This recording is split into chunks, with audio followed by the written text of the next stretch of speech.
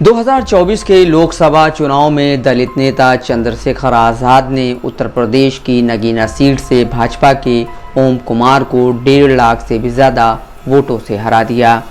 इस सीट पर बसपा के उम्मीदवार सुरेंद्र पाल सिंह चौथे नंबर पर रहे, जिन्हें महज 13,000 वोट ही मिले। ये अहम है क्योंकि साल 2019 में बसपा प्रत्याशी गिरीश चंद्र ने इस सीट पर जीत दर्ज की थी। तब सपा और बसपा के बीच गठबंधन था। 36 साल के चंद्रशेखर आज़ाद उर्फ रावण की जीत के कई मायने हैं, खास तौर पर बहुजन समाज पार्टी की सियासत के लिए, जो इस चुनाव में खाता तक नहीं खोल पाई। उत्तर भारत की दलित सियासत में चंद्रशेखर एक युवा चेहरा हैं। वह सड़कों पर उतरने से परहेज नहीं करते हैं और संघर्ष के दौरान जेल भी गए। उत्तर प्रदेश के सहारनपुर जिले की बेहट तहसील के चंद्रशेखर ने साल 2012 में हेमवती नंदन बहुगुणा गढ़वाल यूनिवर्सिटी से कानून की डिग्री ली। चुनावी हलफनामे में उनका नाम चंद्रशेखर है, लेकिन वह चंद्रशेखर आज़ाद उर्फ रावण से चर्चित हैं। उनके पिता गोवर्धन दास सरकारी स्कूल में शिक्षक थे और मां घर बार संभालती हैं। साल 2015 में चंद्रशेखर भीम आर्मी नाम का संगठन बनाकर सुर्खियों में आए थे। इस संगठन में सिर्फ युवा दलित ही नहीं, मुस्लिम युवा भी भारी तादाद में जुड़े हैं। भीम आर्मी का दावा है उसका मकसद जाति आधारित हमले और दंगों के खिलाफ आवाज़ उठाना और दलित बच्चों में शिक्षा का प्रचार प्रसार करना है। साल 2015 से ही देश के अलग अलग हिस्सों से दलित उत्पीड़न के मामलों के खिलाफ आवाज़ उठाने में भीम आर्मी एक्टिव रही है। 15 मार्च 2020 को चंद्रशेखर आज़ाद ने आज़ाद समाज पार्टी काशीराम का गठन किया, जिसके राष्ट्रीय अध्यक्ष वह खुद हैं। ये पार्टी बाबा साहब भीमराव अंबेडकर, गौतम बुद्ध, संत रविदास, संत कबीर, गुरु नानक देव, सम्राट अशोक आदि को अपना आदर्श मानती है। चंद्रशेखर की पार्टी ने अपने उम्मीदवार छत्तीसगढ़, बिहार, दिल्ली, मध्य प्रदेश और उत्तर प्रदेश में खड़े किए थे, लेकिन उन्हें जीत सिर्फ नगीना सीट पर मिली है। नगीना में अल्पसंख्यकों, खासकर मुसलमानों और दलितों की अच्छी आबादी है। उनके खिलाफ सपा के साथ साथ बीएसपी के उम्मीदवार भी चुनावी मैदान में थे। बसपा के आकाश आनंद ने यहां चुनावी रैली भी की थी। इन हालातों में भी चंद्रशेखर जीते हैं। 1984 में बनी बीएसपी का वोट बैंक अनुसूचित जाति के लोग रहे हैं। बीएसपी कई राज्यों की चुनावी राजनीति में सक्रिय है, लेकिन पार्टी का व्यापक आधार उत्तर प्रदेश ही रहा है।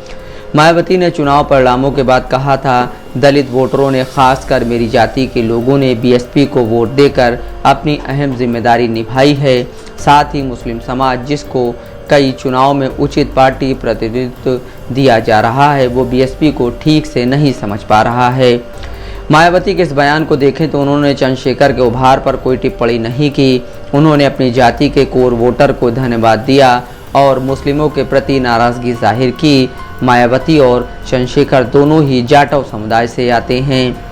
आंकड़ों में देखें तो बीएसपी का वोट बैंक बिखरता जा रहा है। साल 2019 के लोकसभा चुनावों में बीएसपी को 19.43% वोट मिले थे और पार्टी ने 10 सीट पर जीत हासिल की थी। वहीं 2022 के विधानसभा चुनावों में पार्टी का वोट प्रतिशत घटकर 12.88% हो गया था और पार्टी महज एक सीट पर जीत दर्ज कर पाई थी। इस बार के लोकसभा चुनाव में पार्टी का वोट प्रतिशत घटकर 9.39% हो गया है और पार्टी खाता भी नहीं खोल पाई। यूपी में अनुसूचित जाति की आबादी करीब 25% है। इनका मुख्यतः विभाजन जाटव और गैर जाटव समुदाय में किया जाता है। यूपी में जाटव कुल अनुसूचित जाति का तकरीबन 54% है। वहीं गैर जाटवों में पासी, धोबी, खटिक, धानुक आदि आते हैं, जो 46% है। यूपी विधानसभा में 86 सीट आरक्षित हैं, जिसमें 84 अनुसूचित जाति के लिए और 2 अनुसूचित जनजाति के लिए। साफ तौर पर यह बहुत बड़ा संख्या बल है, जो सरकार बनाने में अहम भूमिका अदा करता है। इसी दलित वोट बैंक के सहारे मायावती प्रदेश की 4 बार मुख्यमंत्री बनी। चंद्रशेखर ने भीम आर्मी बनाने के बाद बीएसपी को अपनी पार्टी बताया था, लेकिन बाद में साल 2020 में उन्होंने अपनी पार्टी बना ली। चंद्रशेखर ने साल 2022 के विधानसभा चुनाव में गोरखपुर से योगी आदित्यनाथ के खिलाफ चुनाव भी लड़ा था, लेकिन उसमें उनका प्रदर्शन निराशाजनक रहा। चंद्रशेखर विधानसभा चुनाव में तो कमाल नहीं दिखा पाए, लेकिन उन्होंने सड़क पर अपनी लड़ाई को जारी रखा। इधर मायावती ने भी अपनी पार्टी में युवा नेतृत्व के तौर पर अपने भतीजे आकाश आनंद को अपना उत्तराधिकारी बनाया था। आकाश आनंद ने नगीना में चुनावी सभा करते हुए चंद्रशेखर आज़ाद पर निशाना साधा था। बहन जी के बारे में कहा जाता है कि वह बीजेपी के इशारों पर काम कर रही हैं। युवा को जगह देने से ही पार्टी आगे बढ़ती है और पार्टी के साथ फिर से उसके समर्थक जुड़ते हैं। अब चंद्रशेखर संसद जा रहे हैं। उत्तर भारत में दलित युवा उनके साथ संगठित हो चुके हैं और अब जब उनको मौका मिला है तो ऐसे में उनसे यह उम्मीद की जा रही है कि वह अपने संगठन का विस्तार करेंगे। मोन्टू राजा, दस्तक लाइव न्यूज़।